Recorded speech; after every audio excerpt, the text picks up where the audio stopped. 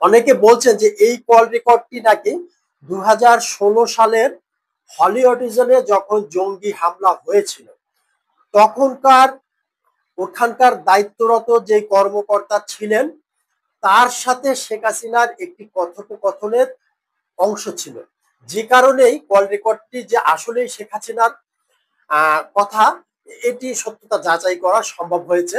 কারণ আসলেই তো শেখ হাসিনা তখন বলেছিলেন ওখানে যারা ছিলেন যে জঙ্গিদের উপরে যেন তারা এই ধরনের গুলি ব্যবহার করে, যে প্রাণনাশক গুলি প্রয়োজনে যেন তারা ব্যবহার করে এবং যাকেই পায় তাকেই যেন দেখা মাত্র গুলি করে, কোনোভাবেই যেন তারা পার পেতে না পারে।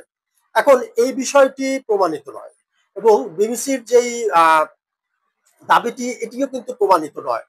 তো কোনটি সত্য কোনটি মিথ্যা দর্শক আমরা এটি বলতে পারবো না, যেহেতু কোনোটি প্রমাণিত নয়।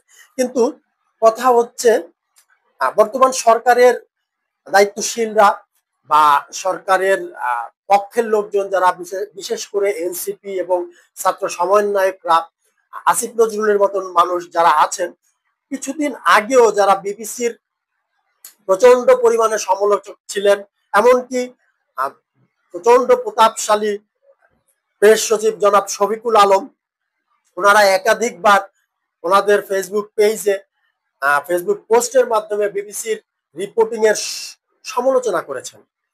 আমরা যদি ধরেও নেই বিবিসির রিপোর্টটি আসলে সঠিক, তাহলে এই 5ই আগস্টের পর থেকে সংখ্যালঘু নির্যাতন, বিভিন্ন মবক্রেসি, আইন শৃঙ্খলা পরিস্থিতির দারুণ অবনতি, সরকারের চরম ব্যর্থতা, এই সমস্ত রিপোর্ট বিবিসির একের পর এক সংবাদে উঠে এসেছিল।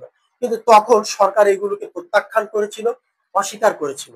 তাহলে কি বিবিসির এই সংবাদগুলো সঠিক ছিল বলে ওনারা স্বীকৃতি দিবেন?